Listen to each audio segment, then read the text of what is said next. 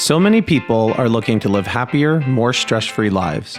We provide interviews from mental health experts across various fields because we know finding quality information isn't always easy. Let's find more sanity together.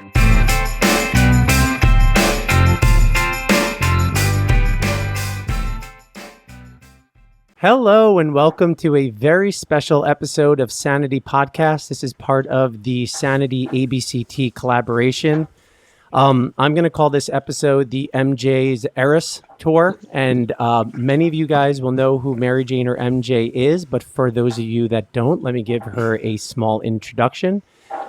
Mary Jane Eimer, aka MJ, as I said, has been the executive director of ABCT for 45 years. And how often do you see someone stay at one place for 45 years, never mind 3 years? She's responsible for running the ABCT central office, preparing financial reports, strategic planning and governance, and working with the board of directors and governing structures at all levels. She is also staff liaison to the finance committee, leadership and election, fellowship committee, awards and recognition, and international associates. This list is too short for everything that she does. These are just some highlights, but basically she's there running the show behind and in front of the scenes. Under her watch, impressively, ABCT has grown in terms of membership, publications, meetings, governance, and finance with, and I didn't know this, with cash reserves that have grown from thousands when she first started to now millions. She earned her certification as an association executive in 1987 and completed the 6-year Institute for Organizational Management program from the University of Delaware and the U.S. Chambers of Commerce. She has been an active member of the New York Society of Association Executives since 1980, having chaired several committees, serving on the board of directors twice. MJ has been awarded the Outstanding Executive of the Year in 2002, the 2013 Diplomat Award, and the 2023 Chief Executive of the Year Award. MJ, welcome to your show. Thank you. We also have a very special guest, and I'm going to say a little bit of a co-host here for this episode, Dr. David Barlow. For many of us, he does not need an introduction, but I will go ahead and do it anyway. Dr. Barlow is a distinguished clinical psychologist who has been a pioneer in the areas of anxiety and related emotional disorders and clinical research methodology. Currently, he is professor of psychology and psychiatry. I always say this word wrong and I practice it. Emeritus, there it is, Emeritus, and founder of the Center of Anxiety and Related Disorders at Boston University. He has published over 650 articles and chapters, as well as over 90 books and clinical manuals, mostly in the areas of the nature and treatment of emotional disorders and clinical research methodology. These books and manuals have been translated in over 20 languages, including Arabic, Chinese, Hindi, Japanese, and Russian. He is the recipient of numerous awards, including the 2 highest awards in psychology, the Distinguished Scientific Award for Application of Psychology from the American Psychological Association, and the James McKean Cattell Fellow Award from the Association for Psychological Sciences, honoring individuals for their lifetime of significant intellectual achievements in applied psychological research. He also received an honorary Doctor of Science from the University of Vermont and an honorary Doctor of Humane Letters from William James College, as well as an award in appreciation of outstanding achievements from the General Hospital of the Chinese People Liberation Army, Beijing, China. He is past president of the Society of Clinical Psychology of the American Psychological Association and ABCT. He was a member of the DSM-4 task force, and his research has been continually funded by the National Institutes of Health for over 50 years. And maybe one of his most important achievements was hiring MJ when he was the president of ABCT. Dr. Barlow, very welcome to the show. Thank you very much, Jason. Really my pleasure to be here. This is great fun to look back on the decades. As you mentioned, I was president of the association and beginning in 78 and through 79 until I think December of that year. And in my presidential address, which occurred at the end of the 79 year at the convention, the annual convention, I said goodbye to our previous executive director, Betsy Kovacs, and wished her well as she went on to a new position. She had been basically our one and only executive director up until that point, who was not, a psychologist, part of the association, the first dedicated executive director. And we formed a search committee to look for the next executive director. But in the interim, back in March of my presidential year, we had hired MJ, as she's affectionately known, as a very young woman. She must have been in grammar school, right, MJ? Absolutely. In that year, yeah. To come on and be the assistant to the executive director. And although we formed that search committee, in my mind, after watching her for 6 or 8 months, or 10 months maybe at that point, there was no other choice. This was the person that, although she was very young and certainly inexperienced by standards of people who ran what was becoming a larger organization, it seemed to me she had everything. And it seemed to the board. It wasn't just my decision. It seemed to the board that she had everything that it would take to be an excellent executive director. I've made a lot of mistakes in my life, but fortunately, this was not one of them. MJ now has run the association successfully for 45 years, almost 45 years. And that's just an amazing accomplishment. Let me just say a few things before MJ and I start reminiscing about those days and getting her thoughts on the early years. As you mentioned, we're calling this podcast the MJ Eimer Eras Tour. That will ring a bell with many people because we're crossing many eras. And we can probably organize them best by decades. And there's more decades than that famous singer whose Eras Tour we perhaps know very well. But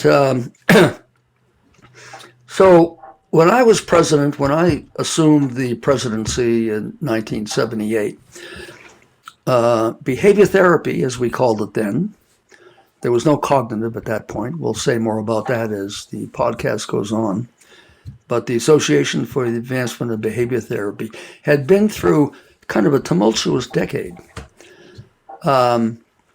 So to take one example, on the good side, when the decade of the 70s started, there were only 2 journals that were kind of dedicated to behavior modification, behavior therapy procedures. One was Behavior Research and Therapy. The other was our association journal, Behavior Therapy. By the time we finished that decade in 1979, by my count, as I said in my presidential address back then, we had 21 journals, which by my count, focused on some aspect or other of behavior modification, behavior therapy across the wide range of applied fields, education, psychopathology, etc. So we really had enormous growth. And our association had grown along with it. Our annual meetings had grown, the attendance, there was enthusiasm, as with any very new kind of movement. There was a lot of enthusiasm, a lot of loyalty to the whole idea of creating an empirically based, evidence-based approach in the context of the previous decades where most of the procedures were not evidence-based, were just theoretically based and not empirically based. On the other hand, we had a rough go of it in the 70s. So our reputation wasn't terrific. So I'm talking about now our public relations reputation. So for example, as I also mentioned in my presidential address in that era, a couple of our members surveyed articles in the New York Times over a 4-year period in the mid to late 70s that were on generally psychotherapy, behavior change, behavior modification, etc. And what they found was that 50% of the articles in the New York Times would equate behavior therapy with things like brainwashing, psychosurgery, Chinese water torture, which in recent decades we call waterboarding, I guess. But I mean, so it had this kind of really negative PR. And one of our other past presidents in that era, Terry Wilson, and his colleague Rob Wolfick at Rutgers, they did a little experiment where they asked, a large number of people, I think they were mostly college students, they would describe a typical parenting procedure that was very much behavioral, selective positive reinforcement, shaping, discrimination training, etc. And if they described it in two ways. One of the ways they described exactly the same procedure was that they said this is a humanistic procedure for parent training, and here's what's in it. And for the other group, they said this is a behavior modification procedure for parent training. And then they asked, what's your impression of that treatment? And when it was described as humanistic, everyone thought, oh, it sounds wonderful. It's going to work it's going to work very well. When they described it as behavioral, not so much, because it had that negative connotation. So that was kind of the zeitgeist we came into, the 80s with. We were growing. We had all the promise in the world. We had dedicated members. On the other hand, we had some bad PR. There was a lot of misinterpretation, a lot of ridicule. Just last night, really just by coincidence, now you can call up any movie you want on streaming services. So I watched the movie that was most equated with behavior modification back in the 70s, a movie called Clockwork Orange. It was a 1971 movie. Malcolm McDowell was wonderful in it. But basically, as some people might remember, the premise was they took somebody who was a hardened, thug, criminal type teenage boy and conditioned him in some very, dramatic ways to become nauseous and absolutely distressed every time he saw violence or, rape or anything like that. And, it sort of worked in the movie in that the guy, the lead actor, would become, unable to commit any violence. Obviously, very fictional sort of thing. But that was the impression most people had, of behavior therapy. So anyway, along comes MJ, fresh out of college, ready to start her career. And my God, she actually,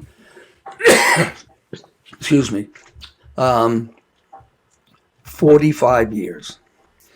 So MJ, I'd just like to start by asking you, what was your impression of behavior modification, behavior therapy, as you joined the organization? What did you know about it? What was your feeling about it?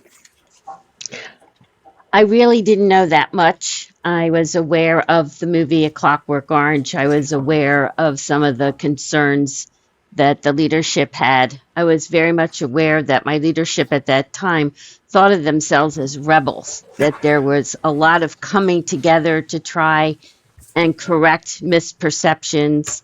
I had the good fortune of getting to know some of the founding members. One of those was Andy Salter. And Andy Salter was also referred to in the Manchurian Candidate. And so I was aware of some of these names that I was working with, but also getting to know Andy. He wrote a book of nursery rhymes of Mother Goose, but with a behavioral bent. And for somebody that was new to the field or the orientation, that was really helpful to see the positivity that the membership was trying to do through research. That's interesting, MJ. You mentioned Andrew Salter, because he was actually a fascinating character in behavior therapy. He had a bachelor's degree. He didn't have a doctoral degree, even a master's degree. But he had written a book on conditioned reflex therapy, which kind of was the basis for the movie Clockwork Orange. And, having him, and he was a real character and an excellent therapist. He treated all the movie stars. He had developed a reputation in New York City as being a great therapist. So he attracted quite a clientele of, patients. But, he was right in the middle of it and was probably one of the reasons, that people thought we did all this, brainwashing kind of stuff. The other thing that I think is just remarkable is that as people go through their careers, if somebody worked for the same corporation for 40 or 50 years, they might go through 4 or 5, maybe 6 or 8 bosses over the years. If you're in the university setting, like many of us in the organization are, you have different chairs over the years, maybe every 3, 6, sometimes longer. But to have a new boss every single year, a new president coming in, you've had 45 bosses, or 44, close to it. How did you do it? All kinds of different personalities. Would you try to size them up? Would you try to figure out ways to relate to them?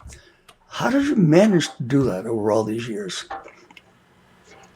It took me a long while to understand that one of my skill sets is good social skills. And that's part of true. that, yeah. and part of that is listening. So you start to get to know the incoming president and what their style of work is. Some people want to see the advanced agenda before you meet with them. Others want to do things on the fly. Since email now, I get emails all different times of the day, but you get to know what's important to them. We ask when someone's running for office, what do they hope to accomplish during their term? So I have some time to get to know what the priorities are to that particular individual. I get to understand a little bit about what's going on in their lives, so I understand who travels a lot versus who's going to be going on sabbatical versus who's going up for tenure. And then also, because of social skills, and you're talking to people once a week, you get to know them as people. So I got to know when they were moving or going to a new position, or if they were getting married, or if they're having a child, or they're having a second child. And you try to remember those things, because I think you have to take a moment when you're dealing with people. This isn't their paying job. They're offering their time and their skill sets, their expertise, and their love of the organization. It's my job to make them feel that I heard what they said, and that I can translate that into concrete things that they can look back and say, under my leadership or under my year as president, I was able to accomplish this, this, and this with the board of directors and the staff. But I think the most important thing, Dave, to me, is that I haven't looked at my presidents as my boss as much as I've looked at them as my partner, that we have an agreement of what those priorities are, and I hear what the high points or the outline of what they want, and then I'm able to translate that from what an association manager is going to do. What are the resources we're going to need? What is the amount of time frame we have to work in? What kind of staffing are we going to need? What kind of, is it a one-off that we're just going to do it during their presidency, or is it going to become an institution within our organization? So I find that the people that I've worked in all levels of governance are excellent problem solvers. But we got to make sure before we start problem solving that we really understand what the purpose, the goal, the benefit to the membership, and what it's going to take to make it happen. Oh, that's really kind of fascinating. I think Hopefully a lot of executive directors of other organizations will watch this podcast, because that kind of, I think that kind of take on it, that attitude is very valuable. I'm sure there must have been times, although I can think of very few of them, where you would disagree with, let's say, a president's initiative. I can think of just before you came, there was with the previous executive director, there was a fairly strong disagreement over priorities. Did any of those occur? And not to describe them necessarily, but how did you, if they did, how did you handle those? Of course they did. Yeah. I mean, that's what makes life really interesting, is those challenges. And the ones you go against are really the ones you learn a lot from. Yeah. I kind of look at it as being akin of having to stand in front of a moving train and going, stop. And usually it's not the president, but it's the board, because we all know the board of directors is one unit. Their talk is one unit, even if they have disagreements behind the scenes, but they come to an arrangement where this is what we're going to do. And I found that if you give the facts or you give rationale as to why, it helps. I might not always have the outcome that I would prefer, but that is one of the things when you sign up as an association executive that you have to keep reminding yourself, it's not my organization, it's your organization. But I'm probably your strongest cheerleader, because I think about the organization AABT and ABCT every day for 45 years. It's going to be hard to turn that switch off. I know that. That's a lot more than most of us can say. It's certainly one of the premier leaders of behavior therapy, now known as cognitive behavior therapy, over the years. There was another key person when you were beginning. So now we're sort of talking about the era of the 80s. Okay. When MJ was just beginning. And this was a woman who had already been there a number of years, named Mary Ellen Brown, much beloved by the organization.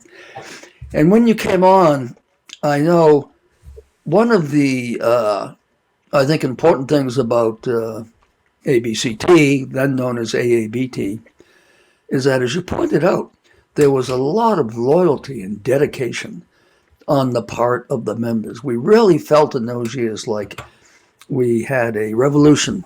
We were advocating, and there was all of the feelings of doing something extremely important, doing it together, banding together, fighting off all the bad PR and that sort of thing. And insurance panels. Right. So I know that the members, I've been involved in a number of organizations over my career and led several of them. And it always seemed to me the members and the board of ABCT were much more involved than some of the other organizations. Many of the other organizations, psychology, psychiatry, task force, etc., some people felt an appointment was honorific. And they really didn't need to do anything for it. They just deserved it because they were a well-known person. But ABCT, I think people really chipped in. And I know you have mentioned that a number of people chipped in to get you going and really bring you up to speed. Of course, one of them was Mary Ellen Brown, Absolutely. who was a terrific contributor to the organization for many decades until she retired. But then there were some presidents like Terry Wilson and maybe Ron Drabman and Rosemary Nelson, all of whom, now Rosemary Nelson Gray, all of whom were Stony Brook PhDs, by the way. And Mike Cataldo, you had mentioned as well. Yes. These were all. And how did they work with you? I mean, did they, what was their contribution to kind of bringing you up to speed and trying to make sure everything was going smoothly?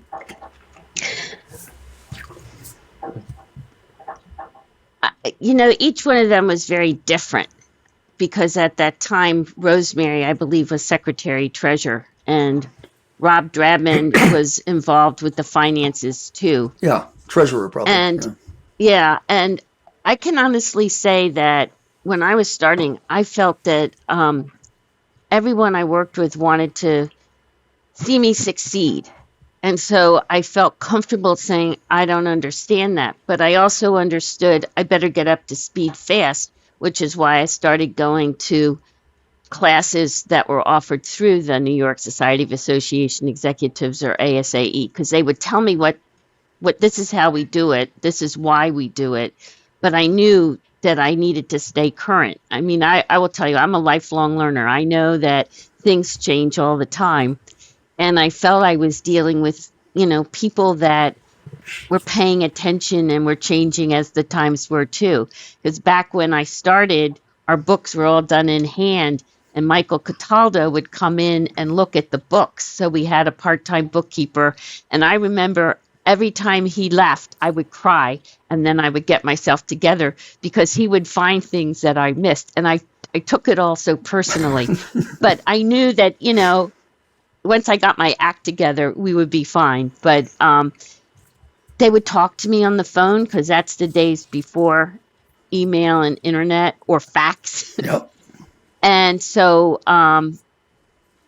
Harry would come in on occasion. Also, I should mention Michelle Herson, because he was also very instrumental in my training as well. But his was more like the board and looking out there, whereas Rosemary, Ron, and Terry and Michael were much more focused on the day-to-day operation. And I even, I would hear from Dick Stewart, would call up on occasion and say, look, I know you're dealing on this with the finances. If you have any questions, I've experienced with ABT in that area. So they would look at what I was doing, and then they would make corrections, and they were just very generous of their time and their expertise. And I think, as you said earlier, the dedication to the organization and what the goals and purposes of what the association was doing was also a big motivating force for us all to do the best that we could do. Yeah, you mentioned Michelle Herson, and Michelle was a close colleague of mine. We worked together, for many years in the same organization. We wrote a book together, and he succeeded me as president. It was actually during his presidency that you began your tenure. But of course, with the triumvirate of presidents, president-elect, president, past president, we were all involved in the search and on the committee. You also mentioned that you would get, I know you've, and this is a great story, you would get calls and people looking over your shoulder from among our founding fathers and mothers.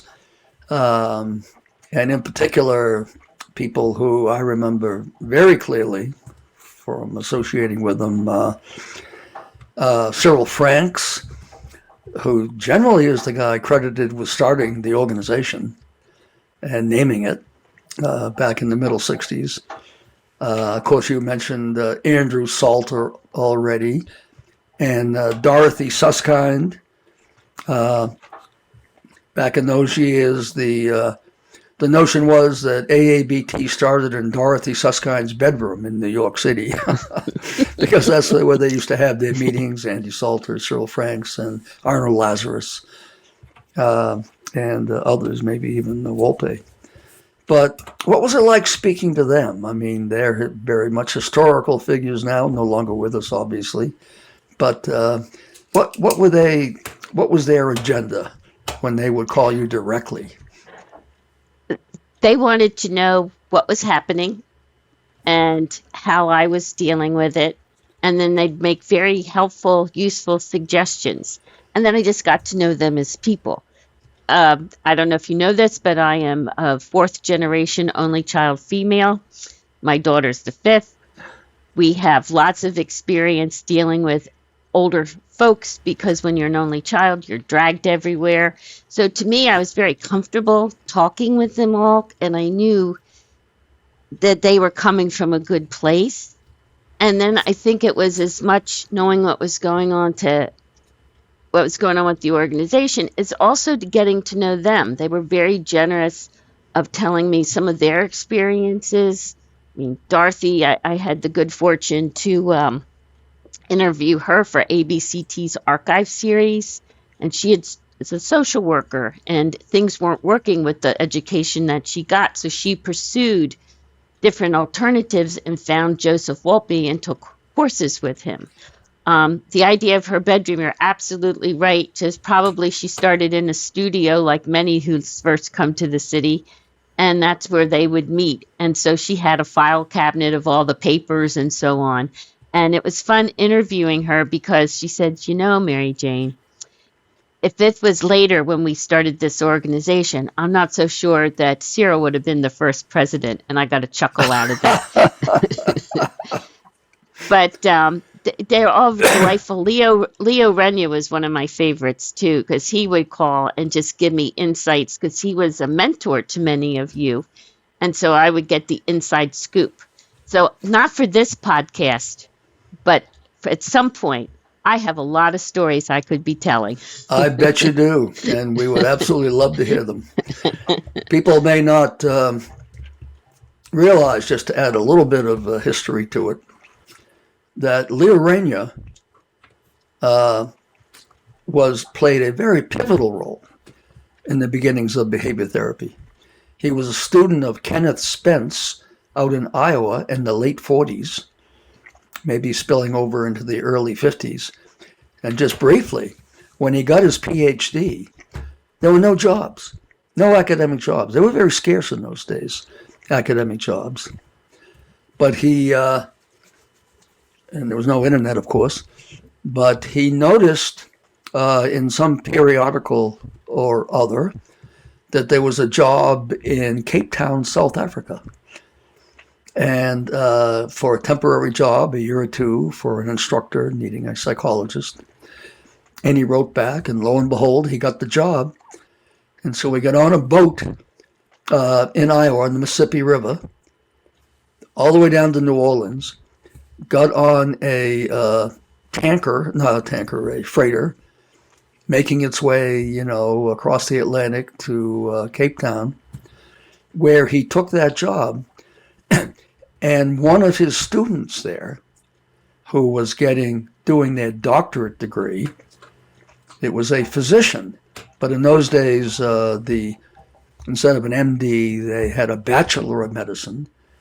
And the top candidates then went on to get a doctorate of medicine by doing a dissertation.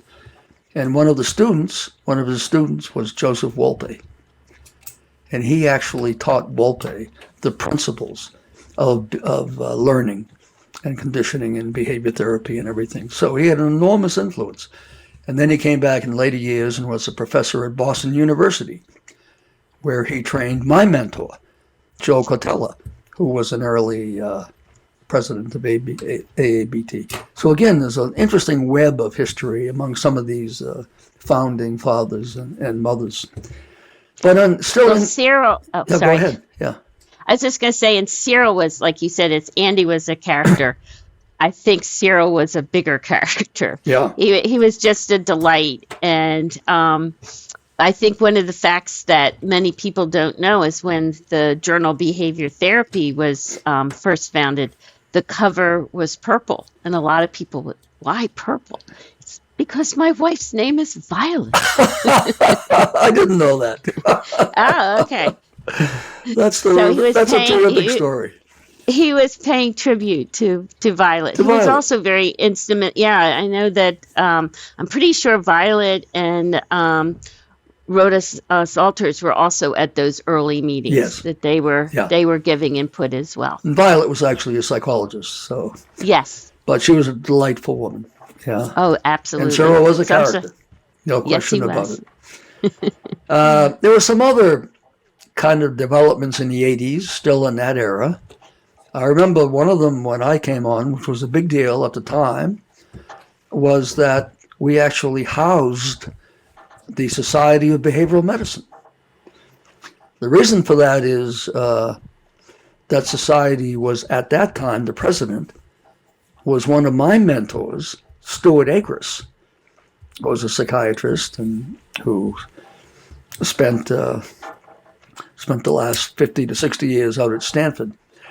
But he was my mentor at the University of Vermont, and he was very active in behavioral medicine. But they did not have an organizational structure or kind of a home. And so we offered to take them in. And that lasted a year or two. And then there was a big rebellion around the time of my presidency, maybe afterwards. And you might remember more about this. But some of the members of behavioral medicine took exception, to being part of AABT. Remember, we still had some of our stigma. And I know there were messages going around, free SBM, move away from AABT. Do you remember that era? Oh, absolutely. Yeah. Absolutely. I mean, because that started at 1979 was the first year that I ran the annual meeting. And so that was the SBM's first annual meeting. So there was transition, and I was actively involved in the transition of SBM leaving AABT to forming their own organization. Their first executive director was Judith Woodward, I think her name was. And I remember her coming up, or me going down to her office to go over the books and some of the things and help her with bylaw development and that type of thing. And their meeting wasn't it part of ours or a subsection of our meeting? We met, and then they met immediately after. So there was minimal overlap on a Sunday, but yes. Yeah, but same hotel, same meeting space. The San Francisco Hilton. I remember it well. And was it that year they left, or? They left in 80. 80. Yep. So then they went off on their own in 80. Yeah. Mm-hmm. Yeah. And one of the other developments in the 80s, in which you did play a very major role, I know, was the sort of birth and growth of our international associates. Yes. Which then has now become, obviously, a very big deal with branches around the world. So how did that start? And who was instrumental in really getting that going? That was Terry Wilson. Terry held the first international associates meeting in a suite. I forget whose suite it might have been yours, Dave. But we wanted to show respect, so we held it in a suite. And it was fascinating to hear what was going on in the different international organizations. And so they've met every year since at an ABCT annual convention, where we hear about what's going on, what are some of the challenges. Different countries we have tried to be more multidisciplinary, but it's tough. There's a lot of competition for people's dues dollars and involvement. But when you look at some of the international groups, they've been much more successful in getting social workers and nurses and other disciplines within it. And what's been nice, too, is that in addition to the international associates, there was a group that started the World Congresses. You probably know more about the beginnings of that, Dave, than I do. I just know that I think it was in 1979, Israel held the first World Congress with Michael Rosenbaum as the organizer. And then ABCT did our first World Congress in 1983, and we combined it with our annual convention, which was wonderful, but a lot of the international attendees found meeting in December was difficult that year. And so since then, World Congresses have always been held in the summer, and they're held now once every 3 years. And as the World Congress developed, then there was the World Congress Committee, and that has morphed into 2019 to the World Confederation of Cognitive and Behavior Therapies. And it is amazing because they now have a global ambassador program where people throughout the world in the field are learning more about the research that's being done in different countries. And then we also have the World World CBT Day that coincides with the World Health Organization, and we're doing a lot more work now with the World Health Organization and the United Nations. So it's very exciting to see the global development, to think that it was a small meeting where Terry was just having exchanges very informally, and then how it's grown into a really important group. Oh, it's incredible. It is. Do you have an idea of how many international members there are now? How many countries actually have, an organization that belongs to the World Confederation? Well, every continent seems to have an organization. Yep. And I can say with pride that ABCT is the administrative arm of the WCCBT, because we're the only one that has had such a stable staff. And so they've looked to us to help them as they develop their bylaws, their strategic plan. We're the ones who help them to incorporate. And so as far as individual members, I'll have to get back. I don't know, Jason, if there's an add-on that I can give members post this recording. But it is EABCT, I think, has the most organizations belonging to it. ABCT shares its seat on the World Confederation Board with the Canadian Association of Cognitive and Behavior Therapy. So some of us, every continent has organizations, and we try to make sure that there's a seat at the table. And it's really exciting to see that there's a lot of effort going on now to try and form an organization in Africa. So there's been a lot of outreach on that. It's kind of interesting that as you just told us about Leo and Dr. Wolpe, now we're seeing that there's a resurgence of trying to get more of a presence in Africa. Yeah, it is fascinating, because most people would agree that South Africa was kind of the birthplace of behavior therapy, and that Joseph Wolpe came from there. Arnold Lazarus came from there. A guy named Ian Evans, who was, very involved in the early stages of behavior therapy. And Terry was Wilson, South African. Terry Wilson, and many of them went to Wits, University of Witwatersrand. So, and then we learned in later decades that after that, and they of course moved to the UK and to the United States, and behavior therapy grew under their influence. In the meantime, South Africa kind of went back to more psychodynamic approaches, but maybe that's changing again now. But it's very exciting to think that from the early days, when we were kind of a band of revolutionaries in a sense, that CBT has grown to the extent that it has, that there are important branches in most countries in the world, certainly most continents, as you point out. There are meetings, Asia, South Asia, East Asia, of course Europe, Middle East, and it's extraordinarily gratifying to see that progress over just our lifetime. And it's wonderful to see also that the general public is much more aware of the benefits of cognitive behavior therapy. I mean, one of the things we developed was a self-help book recommendation directory on our website, because we know a lot of times if people aren't sure, they'll start with a book. And so we have a listing of books that shows evidence-based, and it's one of the most visited sites on our website. Oh, is that so? That's interesting. It is. And so it's wonderful. Those in our fact sheets are very useful for the public to get insight of what to expect for if they were to go to a cognitive behavior therapist. So we spent a lot of time on the era of the 80s. Yes. We'll spend a little bit less time on the ensuing eras, but nevertheless, let's touch on them.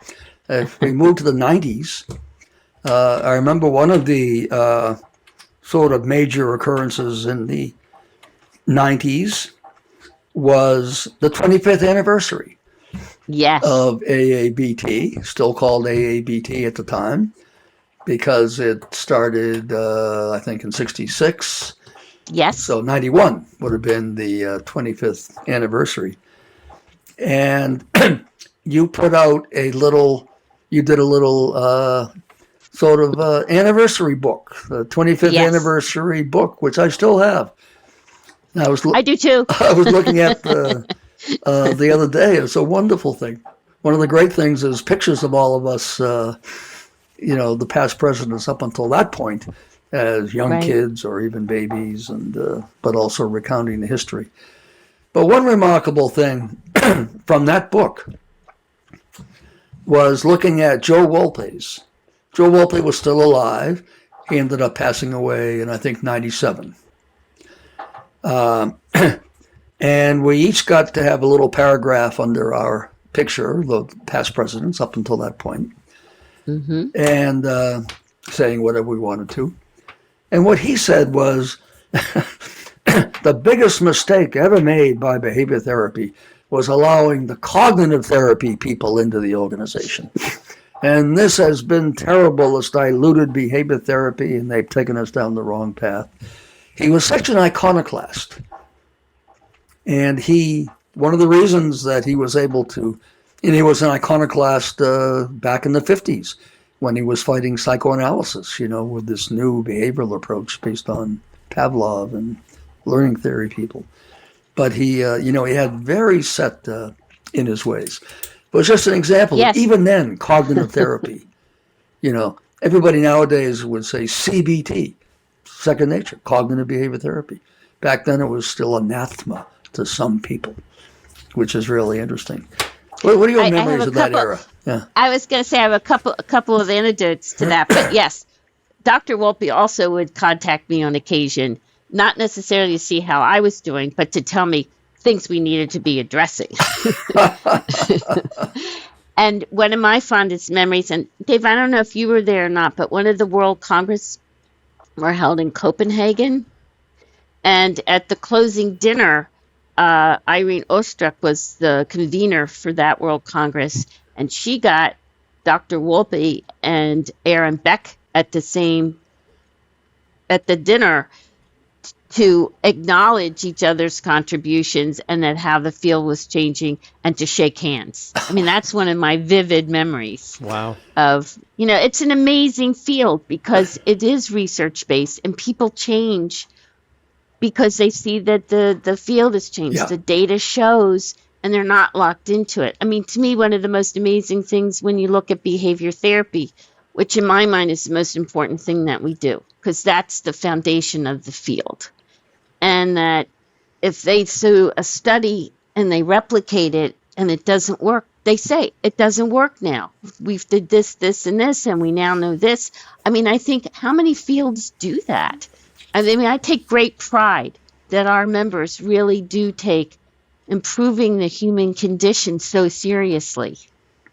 It's one of the reasons I'm still here. I'm very proud and to be a little tiny part of that. Oh, you're absolutely right. And if there's any distinguishing feature of what we do, that is it. We have to be able to admit, based on advances in science, that we've been wrong about some things. And that distinguishes us from other non-empirical fields, such as, psychoanalysis and various other non-empirical approaches. Another big issue in the 90s, I think it was the early 90s, that we brought our journal in-house, our journal of behavior therapy. And I may have been chair of the publications committee at the time. It was in that era at some point. Yes. Yes. Which was kind of my last official office in ABCT. But the, up until that time, journals were published by publishers. And you negotiate a contract with the publisher. Half the time we didn't know what we were doing. Most of us were young people back in the 70s and 80s. But we decided actually to bring the journal in-house. And I think one of our really distinguished members, and a good friend of mine, Rex Forehand, Absolutely. was very much involved in that effort. Rex, who for years was down at the University of Georgia, and the last 10 years or so has been up at the University of Vermont. So how that must have been quite a process, and that must have taken a lot of your attention. Well, it took a lot of my attention, but also I got to give credit to Mary Ellen Brown. Mary Ellen was instrumental on saying, "What are we doing here? I could do this." And the board and the publications listened and worked with her. And Rex at that time, I believe on the publications committee at that time, Dave, we had a managing editor in the publications, and that was Rex's role. So the two of them and I were working with, I think it was Academic Press then, that was our publisher.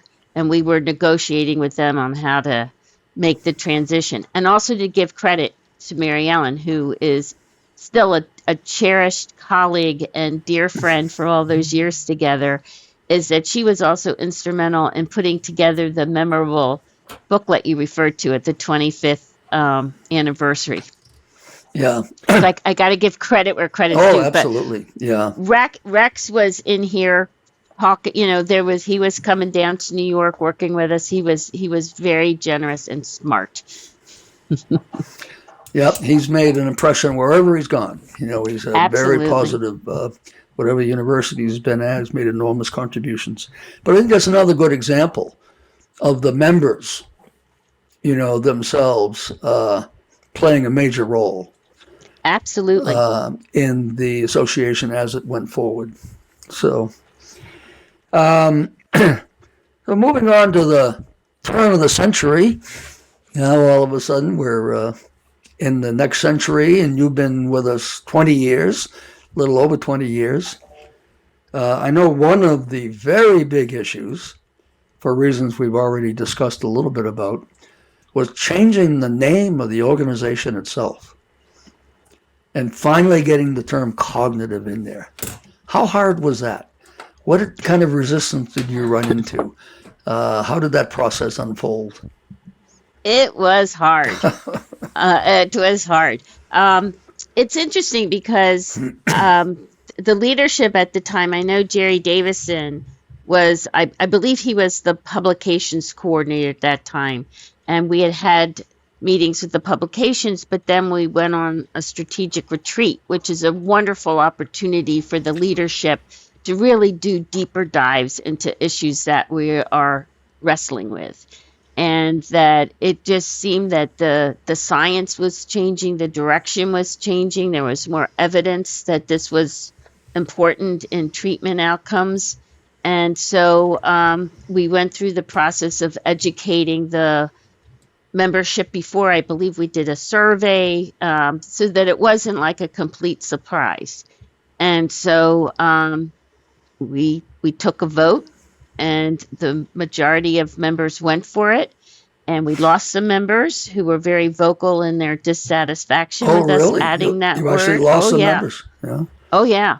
But happily, some of them we knew, and we would say, work with us. Why, and so some of them came back and were gotten back involved in governance. I think one of the wonderful things about our organization is that there are controversies or differences of opinion, but many times the leadership and certainly the staff, let's talk about it. Maybe you have insights we didn't consider. Maybe there's something, so that you feel that it's not just foisted on you, but there is a dialogue.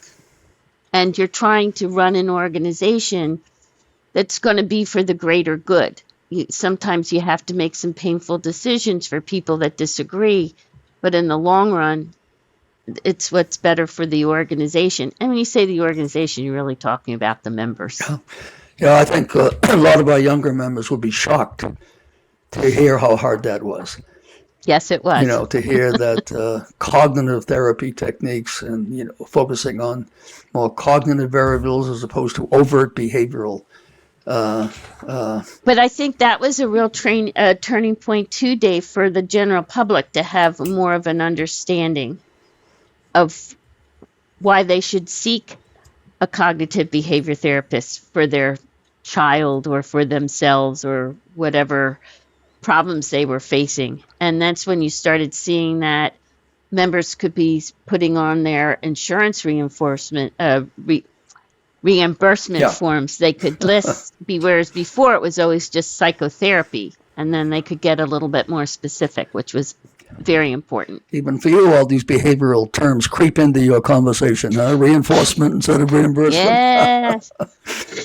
Shows Cognitive restructuring. A long time.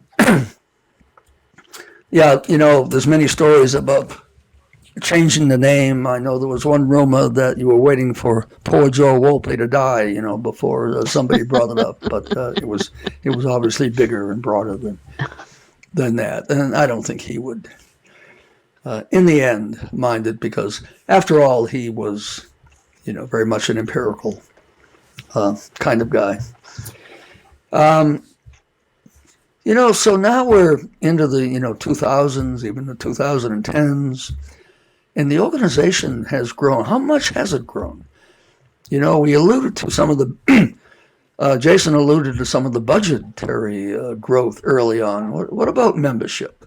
We started out with maybe a few hundred, maybe it got to 1,000 before too long in the 70s. How much has it grown? How much has its reach increased? It's sort of like a yo-yo. It has grown. We're over 4,000 members. At our peak, we were at 5,000. I think we have to acknowledge that the pandemic had a tremendous impact on our membership, particularly on students or independent practitioners. We're coming back. We're seeing more people taking advantage now of our webinars, but it's not at the numbers that I think we have the potential to reach. So also, as you alluded to earlier, Dave, when the organization was started, there was 2 journals. There was 21. I'm sure there's many more of that. We're very much aware that there's a lot of new organizations that formed since we did in 1966. So it's perpetual care. It's perpetual listening. It's perpetual pivoting to hear what's needed. And I think that's one of the reasons I stayed so long, because I enjoy a good challenge, and you have to keep learning things, doing things. I mean, we've developed several new journals over the life. We had behavioral assessment, which I know you're very familiar with, and that wasn't going the way we wanted. So then we came up several years later with cognitive and behavioral practice, and that's really hit its stride.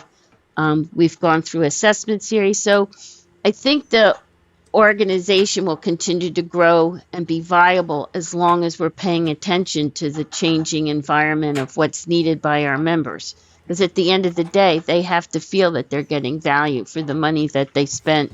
And clearly for those that are serving in volunteer positions, that they're getting a return on the time that they spent with us as well. Well, there's an interesting story in that regard, which I'll bring up at this point. I think a number of our founders would be very surprised we're still in existence, because their prediction in the 70s, as I was looking over my presidential address delivered in 1979, and I recounted the predictions that Cyril Franks and some others had made. And that is that AABT would spread the word, spread the gospel, have its influence, become known around the world. And then if all of the organizations were doing basically CBT, as was envisioned by these idealistic founders, there'd be no need for a separate organization. And in some sense, the latter development has come true, as you just recounted. Now, CBT techniques are first-line treatments in any organized health system in the world for most of psychopathology and psychological aspects of pathophysiology. Every journal in the world publishes CBT data and clinical trials and things like that. That wasn't true in the 70s.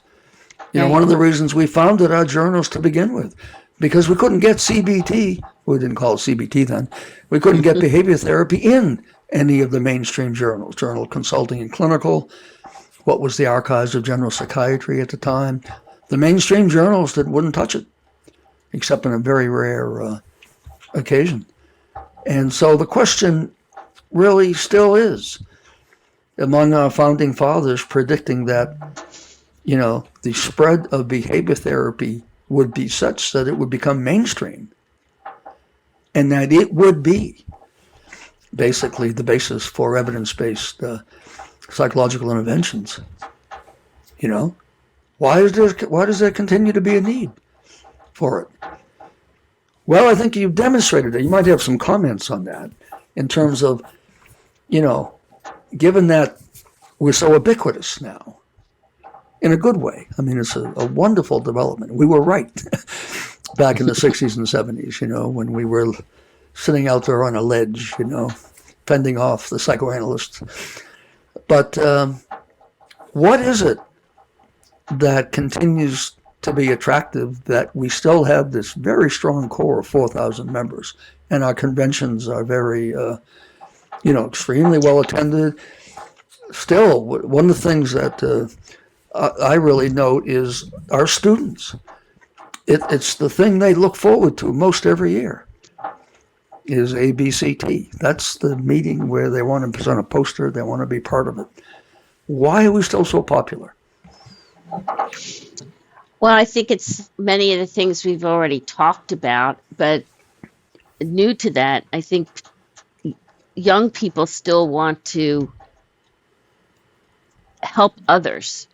And one of the wonderful things about cognitive behavior therapy is that you're part of the mechanism to cope. It's not like somebody's giving you, just do this. You have to be involved yourself. And I think a lot of times that resonates with a lot of people, that you can't expect your behaviors to change if you don't change what your daily outlook is or your routine. And I think the other thing is that there is a lot of clutter out there, and people are finding that some other forms of therapies aren't effective. And so if you've had a family member or yourself gone through some kind of treatment and you were able to think about it different, cognitive restructuring, I have learned that one too, that it makes you feel good. I mean, I just think of, when I was young, as you know, we all smoked. I was a heavy smoker when I first started, and I gave up smoking by using behavioral techniques. And I think, that there's still a lot that we need to do as an organization, and I think we can't do it by ourselves. I think there has to be a recognition also that when you're a 4,000 or 5,000 member organization, you need to pick your friends, and you need to pick your friends wisely. So ABCT is a part of several different coalitions who have a much bigger voice and clout, but we're able to be at the table, which is very important. So I think there's still a lot of work to be done. And I think the other thing that's going on is our board and others are going to have to figure out where your members going to be. Because I remember when Aaron Beck did his archives for us, he says it will be the psychologists who train the master level people, but those will be the boots on the ground providing the treatment. And one of the biggest complaints that I know my office staff gets is that there's not enough therapists to treat the demand. So that's wonderful. We did the job of showing CBT works, and this is what you want to do, but there's not enough of you to go around to meet the growing need. And that's why it's exciting too, Dave, to know some of the works that you've done with Oxford Press of the Therapy That Works series that's being translated into all these different languages. The fact that the outreach is there, but it takes time, and it takes money, and it takes dedicated people to keep kind of pushing in the background to make sure these things don't fall off. And I must say that over the decades, you have been probably the most dedicated and provided the continuity in the organization that has allowed it to achieve its goals. And all members, I think, are very indebted to you. particularly the young members coming up who find a vibrant organization that's on solid financial ground. The other big development was, of course, sometime in the 90s, you bought the condo that we're in New York, which probably is, I don't know how many times multiples it's worth what we paid for it. But contributed financial stability, that was a big deal. That was one of the best things we ever did. Your mentor, Dr. Agris, and of course Phil Kendall were very instrumental in the support of purchasing a building. And for those of you who don't know, we are in a not-for-profit building, which is very rare in New York. So one of the reasons we're able to stay and grow is that we do not have to pay the real estate taxes in New York because we're a not-for-profit. And that's been a tremendous help. And staying in the same place has allowed stability with your staff, and that we just keep doing new things, because anybody knows when you're relocating, there's the search process, there's the renovation process, there's the moving process, there's all the paperwork that goes with it. And we just haven't had to do that for over 30 years. So I think that was a gift. So I am forever indebted to Phil, because he was my champion. Yeah. Oh, that was an enormous, once again, a contribution by members working Absolutely. with you, Absolutely. who implemented it. That's a very remarkable. And I also have to say, I was very fortunate to have Mary Ellen Brown. As I say, she was a Renaissance woman. She was our director of publications, expanded to director of communications, took a year off, and we lost Elsie Ramos, who was our convention manager. And Mary Ellen helped us throughout that convention, said, MJ, I really like this. And running a meeting is very similar to a publication in that there's production schedules of what you have to do by when. And so we were very lucky to get her back.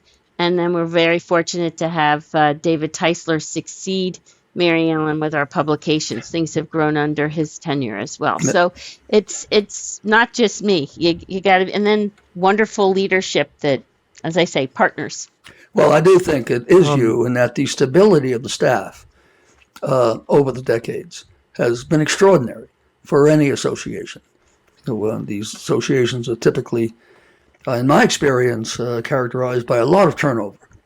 A lot of short-termers, people don't work out, personality clashes, not at ABCT, and you deserve all the credit for that. So I think we're coming close to the end of our time. Let me just finish up with one question. After 45 years, extraordinarily successful years, enormous contribution to the growth and success of our organization, what do you see in the future? What do you see as the big challenges coming up in the next decade, let's say?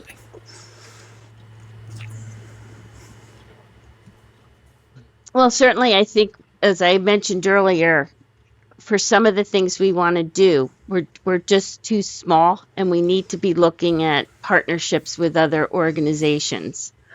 I think, that Jason, you've been wonderful to get us into the podcast area, that this is another way for us to have outreach.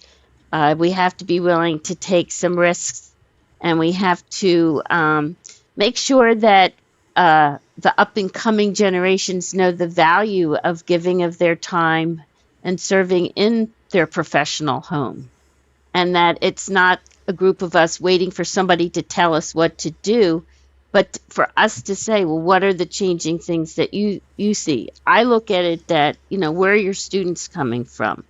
Where is treatment going to happen? Because we've seen a major shift since the pandemic of clients going from an office to doing it by telehealth.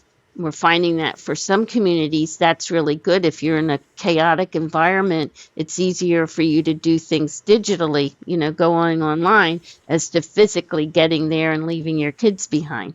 So I think that one of the things that the organization has to do, and my successor, is we have to get the board to think about what is changing globally and what's happening in North America, because ABCT is Canadian and American.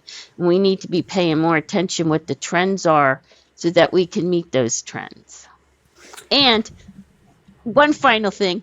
I think our members need to reach out in their communities and get involved with it, whether it's the Home School Association or the Rotary Club or their church or synagogue, and talk up about wellness and how a cognitive behavior therapist can enhance that. You got to be where you're not selling yourself initially, but a concept that there is scientific research out there of things that you can do to have a better life. Well, MJ, let me just say in closing, it's been a privilege and a pleasure to have known you for 45 years and to travel along the same road, long and winding road, strange journey. There are tens of thousands of members and former members who are indebted to you for keeping the organization as vibrant and as solid and as constructive and productive as it has been. So thank you very much for a wonderful career. Well, I want to thank you, Dave, because it's such an honor for me to have this dialogue with you. And you know what I'm going to say next. One of my most cherished memories is when we had the meeting in June of 1980 and you toasted me with all the board and said, "Here's to a wise choice." And I hope you always feel it was. Absolutely. Can I say, and yeah, everybody, I'm still here. This was an amazing interview to watch and conversation, because I joined the membership about 6 years ago, 5-6 years ago. And the amount of history that I had no clue about that I just learned here, and the work and the effort and the shift. Because when I got to this organization, it was built, it was here. CBT was CBT, right? We're still pioneering, like trying to get the word out there, but a lot has been done. And I'm joining something that's established that MJ, you were critically a part of, and many of the people that Dr. Barlow was talking about, the pioneers founding this thing so we could all be here. And Dr. Barlow asked the question, well, why is ABCT still around? And I can't answer for everybody, but I decided to respecialize when I was 29, so like 8 years ago or 7 years ago or something like that. And I was in private practice. I was doing CBT, and I went to ABCT because someone recommended it, and I found a home, and I met people, and I was able to connect to other professionals that were doing what I was doing. Meet people, learn from really intelligent people that are doing really great work, and then start volunteering and get more connected into an area that I was very passionate about. So I appreciate both of you for all the work that you've done getting us from A to Z. Our pleasure. It's good people. It's good people. You look at who's been involved in the organization, whether they've had a leadership position or not. And they're tremendous people. So, of course, you should want to be a part of that. All of Indian psychology should want to be a part of it. Well, if you're not a member and you're listening, join now. The website is abct.org or something like that. So yeah, very good. Come check it out. For the next eras of the ABCT. Yep. Yep. Well, thank both of you for dedicating your time and allowing us to hear this wonderful conversation and learn so much more about the history of ABCT and also the eras of MJ. Okay, well, thank you. And thank you. My pleasure.